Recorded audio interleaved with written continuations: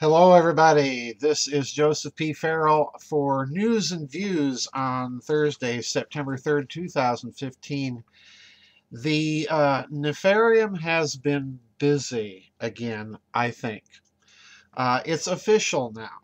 My total disappearance, my total non-natural disappearance theory about Flight 370 has itself gone poof because within the last 3 hours, literally as I was combing the internet to find stories to do the news and views on, the news came out of France that the Flaperon that was found on the French island of Reunion east of Madagascar is in fact, according to the French authorities, part of the missing airliner Malaysia Flight 370, the missing Boeing 777.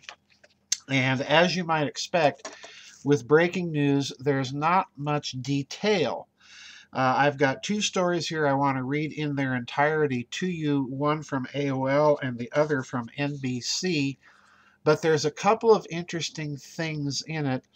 And again, this, to my mind, only heightens the mystery of what's going on. So let's start with the AOL article. This is by a reporter named Michael Rose. This report reads as follows, quote, "The piece of wing found on the shore of Reunion Island in the Indian Ocean has been formally identified as part of the wreckage of Malaysia Airlines flight MH370, the Paris prosecutor said on Thursday. The part, known as a Flaperon, was found on the shore of the French-governed island on July 29th, and Malaysian authorities have said paint color and maintenance record matches proved it came from the missing Boeing 777 aircraft. The French prosecutor, who had until Thursday's statement been more cautious on its provenance, said a technician from Airbus Defence and Space, ADS SAU in Spain, which had made the part for Boeing, had formally identified one of three numbers found on the Flaperon being the serial number of the MH370 missing Boeing 777. It is therefore possible, and I'm quoting now the French prosecutor, it is therefore possible to confirm with certainty that the Flaperon found on Reunion Island on July 29, 2015 corresponds to the one from Malaysia Flight 370, the prosecutor said in a statement. The plane disappeared in March of last year en route from Kuala Lumpur to Beijing with 239 passengers and crew on board, most of them Chinese. Now, please note that little statement about the serial number and then Airbus Defence and Space Industries in Spain being involved in the investigation, because this is confirmed by the NBC article that I managed to find. The title of this article is MH370 Flaperon is confirmed as first debrief in missing Malaysia flight. Another short article by Alistair Jameson and Jake Chiganero, I hope I'm pronouncing that correctly. This article states the following. Listen carefully. The Boeing 777 wing part found on the remote island of La Réunion is from the missing flight MH370, French authorities said Thursday after almost 1 month of forensic analysis.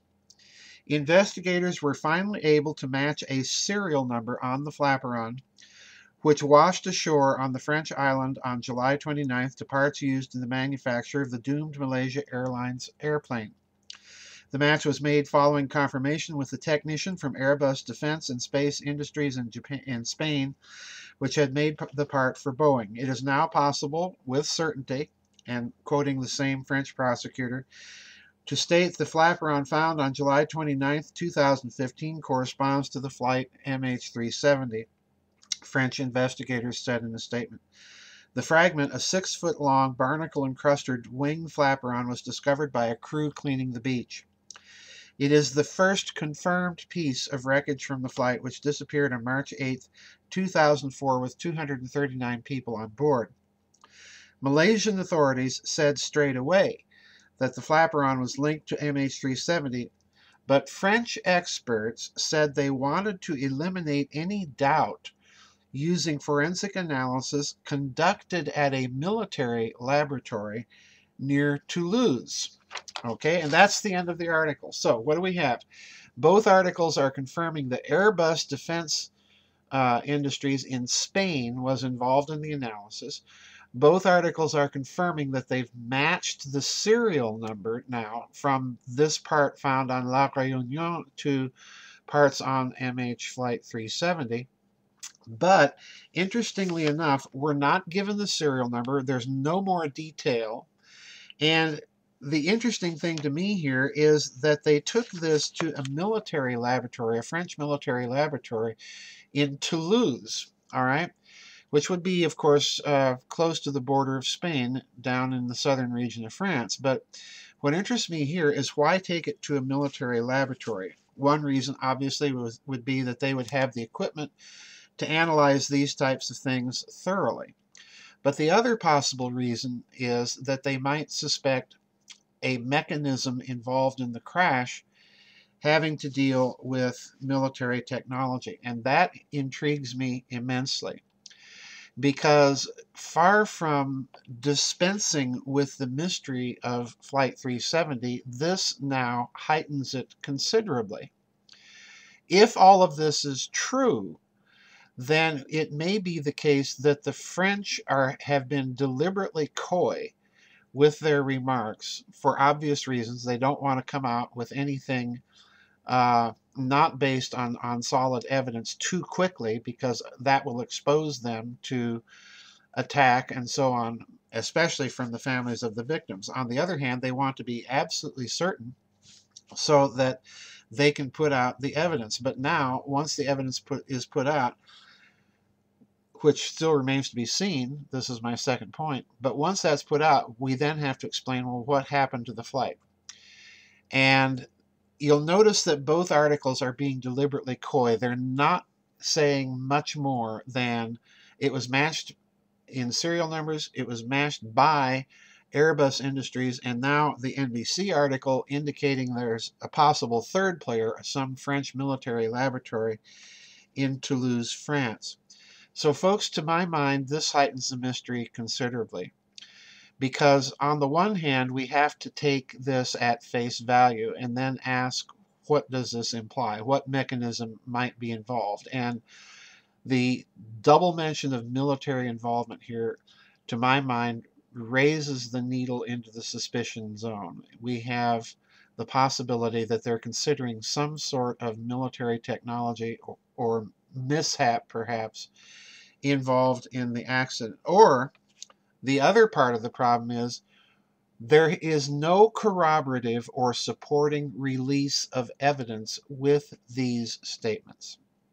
We are left, in other words, or being asked to take the statement of the French prosecutors on their word without any corresponding or corroborating evidence, at least as far as I could find in the short time I've been searching today about this story. There may be evidence that the French have released that hasn't made it into the media, but on the face of it, I'm skeptical here, because we're being asked to accept something now as, okay, we know that the plane crashed, we know it crashed somewhere in the Indian Ocean, but there's no corroborative evidence.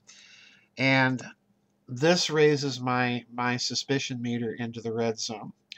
I think we can safely say that the French have no skin in the game. In other words, they have no reason to lie. They have no reason to make things up. They have no reason to play along with some big overarching conspiracy scenario. So I think we can take them at their word.